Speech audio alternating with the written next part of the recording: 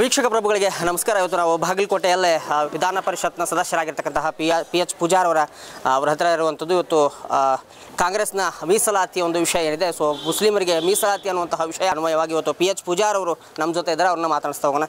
ಕಾಂಗ್ರೆಸ್ಸು ಮೊದಲಿನಿಂದಲೂ ಪ್ರಜಾಪ್ರಭುತ್ವ ವಿರೋಧಿ ನೀತಿಯನ್ನು ಅಳವಡಿಸ್ಕೊಂಡು ಬಂದಂಥದ್ದು. ನಮ್ಮಲ್ಲಿ ಹೇಳ್ತಾರಲ್ಲ, ಮಾತನಾಡೋಕೆ ಆಚಾರ, ಕುಂಬಳಕಾಯಿ ತಿನ್ನುವುದು ಅಂತ ಇರ್ತಲ್ಲ, ಬದನೆಕಾಯಿ ತಿನ್ನೋದು. ಇದು ಕಾಂಗ್ರೆಸ್ಸಿನ ನೀತಿ ನಡಾವಳಿ. ಡಾಕ್ಟರ್ ಬಾಬಾ ಸಾಹೇಬ್ ಅಂಬೇಡ್ಕರ್ ಅವರೇನೆ ಸಂವಿಧಾನ ಬರೆದು ಕೊಟ್ಟಿದ್ದಾರೆ.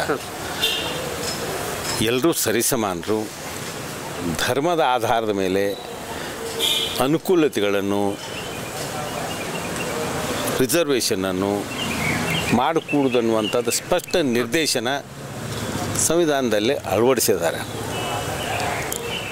ತಮ್ಮ ಸ್ವಾರ್ಥಕ್ಕಾಗಿ ಸಂದರ್ಭೋಚಿತವಾಗಿ ಈ ಕಾಂಗ್ರೆಸ್ಸಿನ ಆಡಳಿತ ಮಾಡ್ತಾ ಬಂದಂಥ ಹಿಂದಿನ ನೆಹರು ಅವರಿರಲಿ, ಇಂದಿರಾ ಗಾಂಧಿಯವರಿರಲಿ, ರಾಜೀವ್ ಗಾಂಧಿಯವರಿರಲಿ, ನಂತರದ ಮನಮೋಹನ್ ಸಿಂಗ್, ಇವರೆಲ್ಲರೂ ಪ್ರಜಾಪ್ರಭುತ್ವ ಕಗ್ಗೊಲೆ ಮಾಡುವಂಥ ಒಂದು ಸಂಸ್ಕಾರ ತೆಗೆದುಕೊಂಡು ಬಂದಂಥವರು.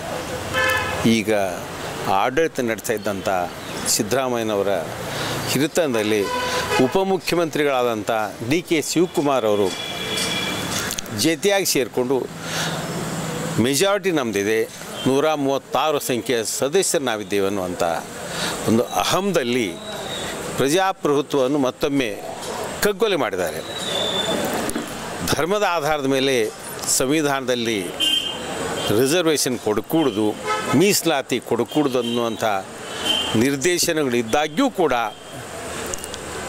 4% ಅಲ್ಪಸಂಖ್ಯಾತರಿಗಾಗಿ, ಅಂದರೆ ಮುಸ್ಲಿಮ್ರು ಅಂತೇಳಿ ಬೇರೆ ಏನೂ ಇಲ್ಲವೇ ಇಲ್ಲ. ಅದಕ್ಕೆ ಸಿಖ್, ಜೈನ್, ಪಾರ್ಸಿ ಇವೊಂದು 3-4 ಪಂಗಡ ಅವು ಏನೋ ತೋರಿಕೆ 1-2 ಕೊಡ್ಬೋದು. ಅವರು 99% ಇವರು ಮುಸ್ಲಿಮರಿಗೆ ರಿಸರ್ವೇಷನ್ ಕೊಡುವಂಥ ಉದ್ದೇಶ ಇಟ್ಕೊಂಡಂಥದ್ದು. 2 ಕೋಟಿವರೆಗೆ ಸಾರ್ವಜನಿಕ ಗುತ್ತಿಗೆಗಳಲ್ಲಿ, ಕಾಂಟ್ರಾಕ್ಟ್ ವ್ಯವಹಾರದಲ್ಲಿ ಕೊಡಬೇಕನ್ನುವಂಥ ತೀರ್ಮಾನ ಮಾಡಿ ಬಿಲ್ ಪಾಸ್ ಮಾಡಿಕೊಂಡು ಕಾನೂನು ಮಾಡುವಂಥ ಒಂದು ಹಂತಕ್ಕೆ ತಂದಿದ್ದಾರೆ. ಕೋರ್ಟ್ನಲ್ಲಿ ಅದು ಬಿದ್ದು ಹೋಗುವಂಥದ್ದೇ 100ಕ್ಕೆ 100, ಅದರಲ್ಲಿ ಏನು ಸಂಶಯ ಇಲ್ಲ. ಧರ್ಮದ ಆಧಾರದ ಮೇಲೆ ಮೀಸಲಾತಿಗೆ ಅವಕಾಶ ಇಲ್ಲ ಅಂತ ಹೇಳಿದ್ದಾರೆ. ಇವತ್ತು ನಾನು ಪ್ರಶ್ನೆ ಮಾಡುವಂಥದ್ದು, ಏನೋ ಮಾಡಿದಿರಿ ಮಾಡಿರಿ, ಮತಗಳ ಒಂದು ಆಸಕ್ತಿ ಇಟ್ಕೊಂಡು ಪ್ರಜಾಪ್ರಭುತ್ವ ಬಿಡುಗಡೆ ಮಾಡುವಂಥ ರೀತಿಯಲ್ಲಿವರೆಗೆ ಹೋಗಬೇಕಾಯಿತು. ಅಷ್ಟೇ ಎಲ್ಲ ಮಾಡಿ ಬಿಲ್ ಪಾಸ್ ಮಾಡಿಕೊಂಡು ನಮ್ಮ 18 ಜನ ವಿಧಾನಸಭೆ ಶಾಸಕರನ್ನು ಕೂಡ ದರ್ಪದಿಂದ ಸಸ್ಪೆಂಡ್ ಮಾಡಿಸುವಂಥ ಕೆಲಸಕ್ಕೂ ಕೂಡ ಕೈ ಹಾಕಿದ್ರಿ. ಇದು ಮತ್ತೊಮ್ಮೆ ಪ್ರಜಾಪ್ರಭುತ್ವ ವಿರೋಧಿ ಕ್ರಮ ಅಂತ ಹೇಳ್ಬೋದು.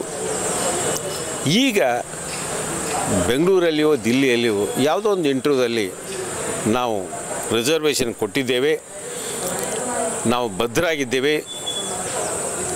ಆ ಮುಸ್ಲಿಂ ರಿಸರ್ವೇಷನ್ ಸಲುವಾಗಿ ಸಂವಿಧಾನವನ್ನು ಕೂಡ ನಾವು ಬದಲಾಯಿಸಲಿಕ್ಕೆ ಸಿದ್ಧರಿದ್ದೇವೆ ಅನ್ನುವಂಥ ರೀತಿಯ ಮಾತುಗಳನ್ನು ಆಡಿದ್ದಾರೆ.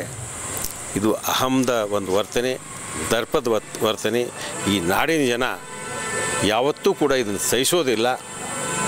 ಡಿ ಕೆ ಶಿವಕುಮಾರ್ ಅವರಿಗೆ ನಿಮ್ಮ ಈ KT ಚಾನಲ್ ಮುಖಾಂತರ ಹೇಳಲಿಕ್ಕೆ ಇಚ್ಛೆ ಪಡ್ತಾ ಇದ್ದೀನಿ, ತಕ್ಷಣ ಏನು ಬಿಲ್ ಪಾಸ್ ಮಾಡಲಿಕ್ಕೆ ಹೋಗಿದ್ರಿ, ಮುಂದುವರೆದ ಕೆಲಸ ಆ ದಿಶೆಯಲ್ಲಿ ಮಾಡಲಿಕ್ಕೆ ಹೋಗಬೇಡ್ರಿ.